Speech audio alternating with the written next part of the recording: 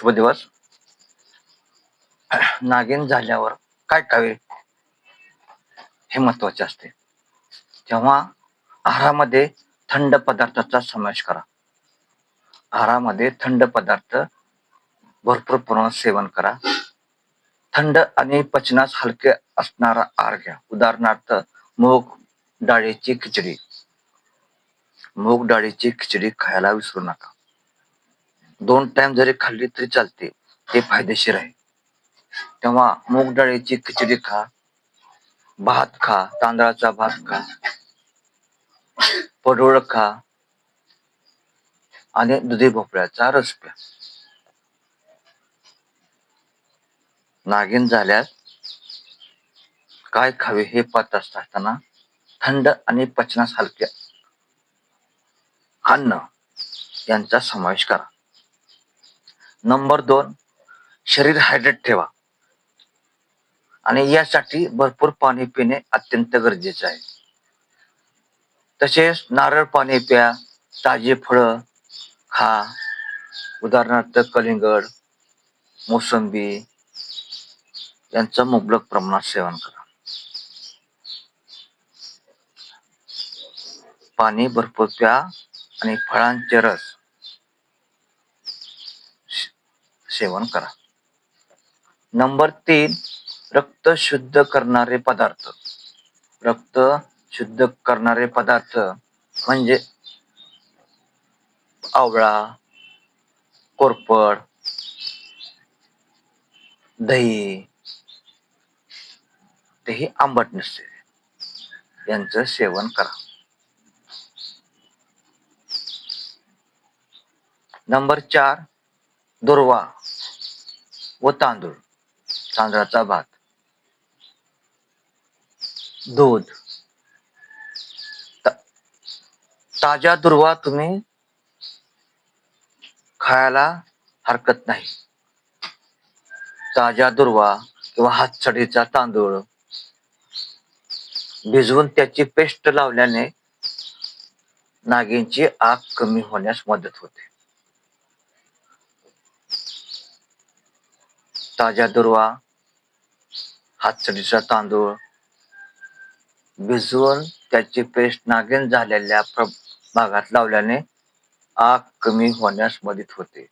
तेव्हा नागिन झाल्यास काय खायचं हे तुमच्या लक्षात आलं असेल तर काय करायचं, थंड आणि पचनास हलका असा आहार घ्या. 1, उदाहरणार्थ मूग डाळीची खिचडी, तांदळाचा भात, दुधी भोपळा, पडवळ आणि दुधी भोपळ्याचा रस. नंबर 2, शरीर हायड्रेट ठेवा. म्हणजेच काय तर दिवसभर भरपूर पाणी प्या, मुबलक पाणी प्या. शक्य असल्यास नारळाचं पाणी प्यायला काहीही हरकत नाही. ताजी फळे मुबलक खा. मग उदाहरणार्थ कलिंगड, मोसंबी वगैरे तुम्ही भरपूर खाऊ शकता. तसेच रक्त शुद्ध करणारे पदार्थ खाण्यास अतिशय चांगले आहे. नागिन झालेल्या व्यक्तींनी रक्त शुद्ध करणारे पदार्थ जरूर खावे. उदाहरणार्थ आवळा, कोरफड, कोरफडीचा गर अर्थात, तसेच दही, आंबट नसलेले दही आंबट नसावे असे रक्त शुद्ध करणारे पदार्थ नागिन झालेल्या व्यक्तीने खायला काही हरकत नाही. तेव्हा नंबर 4, दुर्वा आणि तांदूळ. ताजा दुर्वा व हातसडीचा तांदूळ भिजवून त्याची पेस्ट बनवा आणि ते पेस्ट नागिन झालेल्या जागी त्या ठिकाणी पेस्ट ही लावा. सकाळी लावा आणि संध्याकाळी झोपतानाही लावा.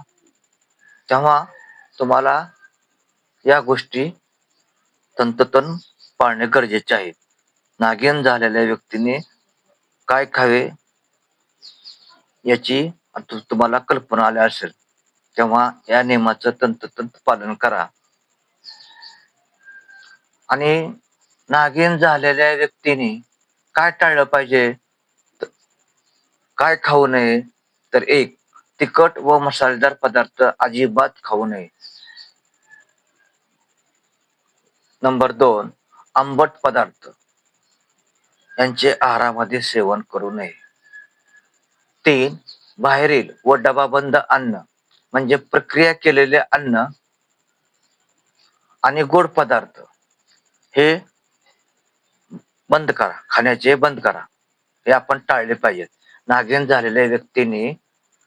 झालेल्या व्यक्तींनी प्रक्रिया केलेले पदार्थ आणि गोड पदार्थ खाणे टाळावे. लाईफस्टाईलच्या बाबतीत म्हणलं तर इतर कोणती काळजी घ्यायची, तर स्वच्छता. काय करायचं, फोड पाण्याने किंवा कोमट मिठाच्या पाण्याने स्वच्छ धुवावे.